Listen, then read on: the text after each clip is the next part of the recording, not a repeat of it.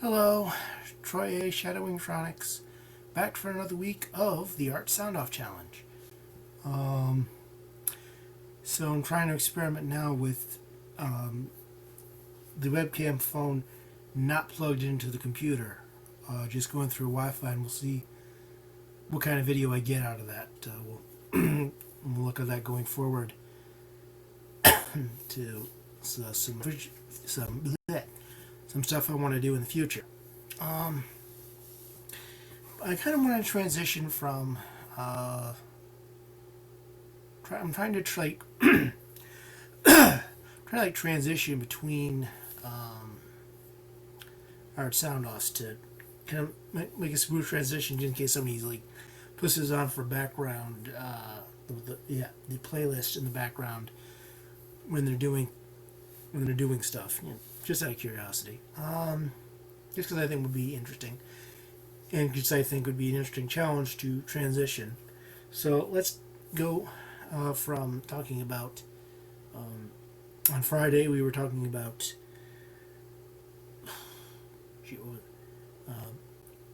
Iconography and the trappings of iconography. I also let's move this into sort of a different kind of trappings. Remember Bullet Time? When Bullet Time first showed up in the first Matrix movie, it kind of, which is where the name comes from, was the sequence where Neo is dodging all these bullets, and it was an effect that was so popular that like everybody was doing it, to the point where soon everybody else was mocking him for it. It's kind of weird to see a special effect go into parody, but it looked so good when it was going up in that movie. But the reason it looked good is because it served the story. This is a scene where they're trying to show off that Neo is has all these powers now and can dodge and move and get out of the way of stuff. And as cool effect as it worked not because of the effect itself, but because of how it was telling the story. That's what so many directors and everybody was not understanding why this worked. If you're going to do something with the visual flair like that, again, it always comes down to, does it benefit the story to do this? How is using this effect telling a story? There's something similar in comics.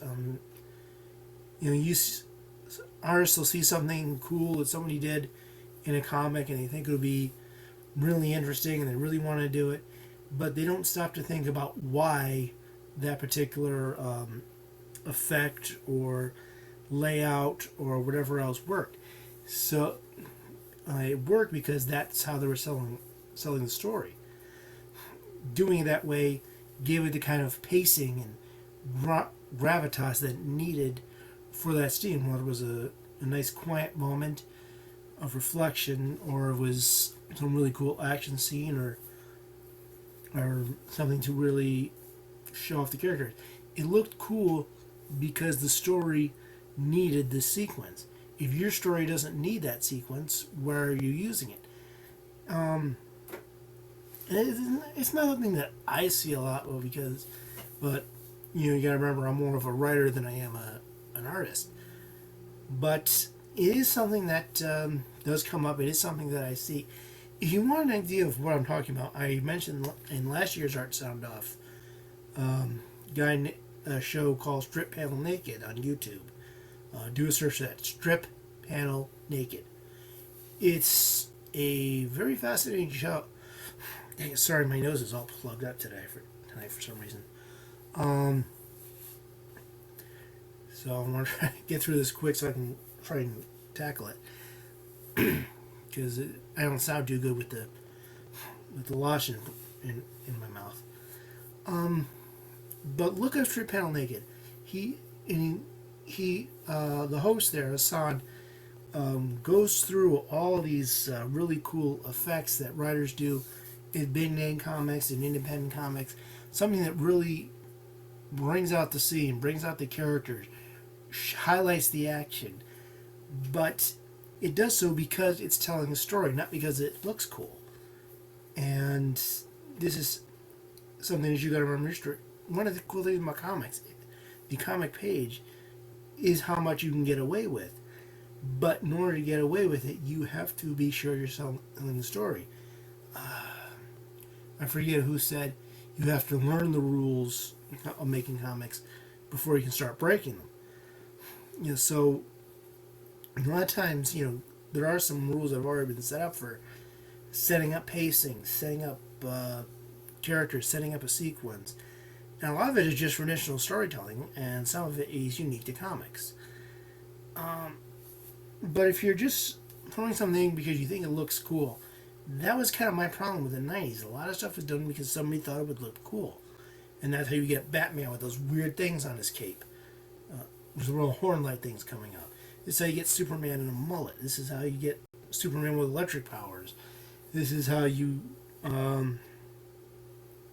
get a lot of stuff, some of which worked, but a lot of which just didn't work when you actually thought about it. And the result is just something to make fun of.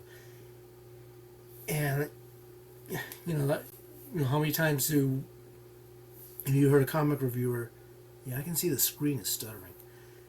How many times have you seen a comic reviewer make fun of all of the pouches that was kind of the rage in the 90s? Everybody's wearing pouches because apparently nobody had pockets anymore. So they all got all these pouches. Everybody has to have Batman's utility belt. And it just looked kind of silly because, why are they carrying it? Maybe somebody's carrying extra ammo because this was the 90s. Carrying extra ammo, maybe a sandwich or something. But for the most part, some of these people were wearing pouches just to wear pouches. And if it wasn't pouches, it was belts.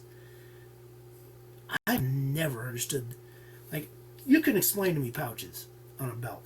You can't explain to me why somebody just had a belt around their thigh.